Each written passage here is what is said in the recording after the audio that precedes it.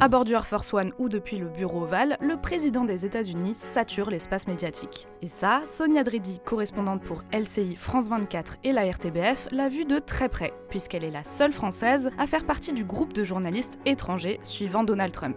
J'ai accès au président américain s'il tient des événements. Il y a des journées où il ne se passe rien, mais c'est très rare sous Donald Trump. Elle nous a raconté pourquoi cette première année du retour au pouvoir de Donald Trump est très différente de son premier mandat qu'elle avait aussi couvert. La grande différence par rapport au premier mandat en tant que journaliste, c'est qu'on a un accès quand même assez extraordinaire à Donald Trump, encore plus qu'au premier mandat, parce que pour ce second mandat, il a décidé de multiplier les conférences de presse dans le bureau ovale. Il a vraiment donné le ton dès son investiture. Toute première question que j'ai pu poser à Donald Trump, et c'est là où je me suis rendu compte de l'accessibilité. Vraiment 1 ou 2 semaines après son investiture, on ne s'attendait pas à ce qu'il y ait un bureau ovale, mais Donald Trump nous a convoqués dans le bureau ovale pour, je crois, signer des décrets. Et à ce moment-là, je lui ai posé une question, à savoir est-ce qu'il pourrait imposer des droits de douane en Europe. Am I going to impose tariffs on the European Union? Do you want the truthful answer, or should I give you a political answer?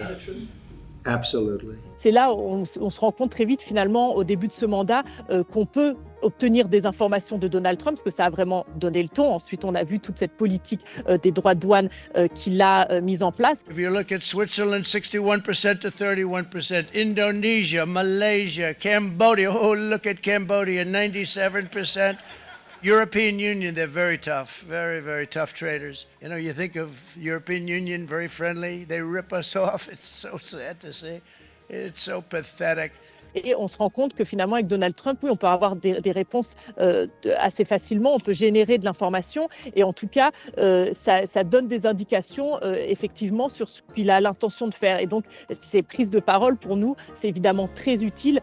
Une méthode que Donald Trump conserve, y compris lors des visites de ses homologues étrangers, ce qui donne lieu à des séquences jamais vues. D'habitude, lors des précédentes administrations, par exemple, quand il y a un leader étranger qui est invité, eh bien, le président prend la parole quelques minutes, le leader étranger, puis ensuite les journalistes peut-être ont le droit à 1 ou 2 questions, mais ensuite ils sont vite invités à repartir. Et là, on assiste vraiment à des conférences de presse à côté du leader étranger dans le bureau ovale, et ça, c'est vraiment une nouveauté. Je me rappelle être dans la salle de presse au moment où il reçoit le président Zelensky à la Maison Blanche pour cette rencontre historique qui s'est très mal passée. You're gambling with the lives of millions of people. You're gambling with World War III. You're gambling with World War III. Et vu comment la rencontre s'est passée dans le bureau ovale, on s'est tous dit, mais en fait, la rencontre va peut-être être terminée. Donc, on a tous eu le réflexe de courir à l'extérieur du bureau ovale, où il y a cette entrée qui se trouve d'ailleurs juste à côté de moi, où les leaders étrangers arrivent et repartent. Et c'est là où, quelques minutes après, on a vu le président ukrainien repartir. Et donc, là, en direct, on a compris, évidemment, que la rencontre s'était terminée. Et là, c'était vraiment un moment très marquant, évidemment historique. Et puis, en tout cas de ce que j'ai couvert depuis 10 ans, du jamais vu ici à la Maison-Blanche, avec un président étranger reçu si mal et avec une rencontre qui vraiment dérape complètement. This is going to be great television, I will say that.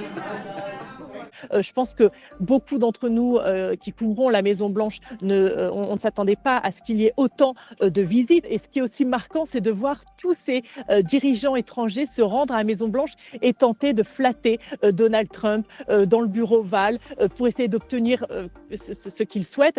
And it is my pleasure to bring from His Majesty the King a letter. He sends his best wishes. This is really special. This has never happened before. This is unprecedented.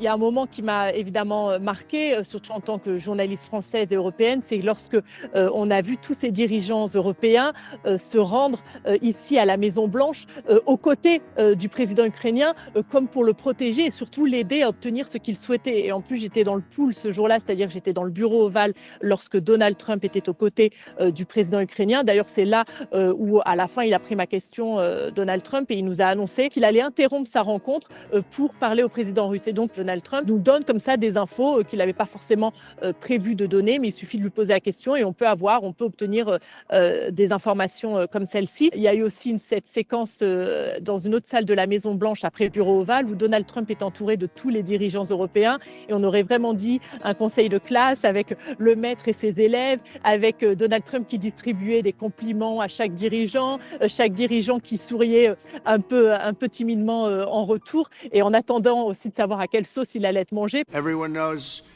President Macron of France, who's been with me from the beginning, one of the first people I met, and I liked him from day one. And I like him even more now. That's pretty good. That's unusual.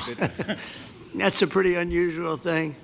Et il y a aussi des moments vraiment surréalistes, comme cette fois où il reçoit le président sud-africain dans le bureau ovale et où il se met, moi j'avais jamais vu ça, il se met à diffuser un film dans le bureau ovale. Turn the lights down and just put this on. It's right behind you. Et donc pour tenter de soutenir son argument selon lequel il y avait de nombreux fermiers blancs qui avaient été tués en Afrique du Sud. Et c'était intéressant de voir le président sud-africain quand même ne pas se laisser faire et essayer de répondre à Donald Trump de manière assez franche pour dire quelle était la situation réelle dans le pays. Les journalistes ont beau avoir un accès inédit au président américain, cela n'empêche pas Donald Trump et son administration de parfois les malmener. What a stupid question. Et Sonia Dridi en a aussi fait les frais avec cette séquence devenue virale. Could you say that louder, please? Yes, yesterday there was a vote at the Knesset in Israel on annexing the West Bank. Do you see it as a challenge to your peace efforts? Will you answer that, please? Because I cannot understand the words you're saying. Where are you from? Where are you from? You're from France, beautiful accent, but we can't understand what you're saying. Huh? She said a vote at the Knesset on the West Bank. The West Bank is, don't worry about the West Bank.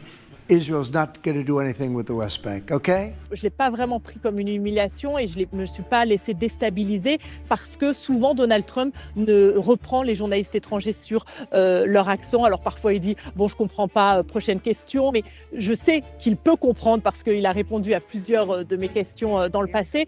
Mais c'est vrai qu'il ne faut pas se laisser impressionner par Donald Trump et ne pas être déstabilisé. Et ce qui est aussi fascinant avec cette administration, c'est qu'il ne perd pas une occasion d'humilier, d'insulter les journalistes, mais c'est vrai que Donald Trump, on le sent bien, il aime bien voir les journalistes autour de lui et puis il aime bien faire le show. Parfois, il adopte un ton particulièrement agressif, humiliant à l'égard des journalistes femmes. Quand on sait qu'on va se retrouver face à Donald Trump, il faut se blinder entre guillemets. Enfin, moi en tout cas, l'important c'est d'essayer de pouvoir poser une question, d'avoir des réponses. Et donc, on sait qu'il peut y avoir des séquences qui peuvent être un petit peu difficiles, mais je pense que la plupart des journalistes qui vont à la Maison-Blanche et qui posent des questions à Donald Trump ne se laissent vraiment pas déstabiliser par le président. Et on sait qu'il peut y avoir des séquences inattendues et des surprises. Donald Trump a ainsi donné le ton à son second mandat et il est fort probable que la suite de celui-ci nous réserve d'autres surprises.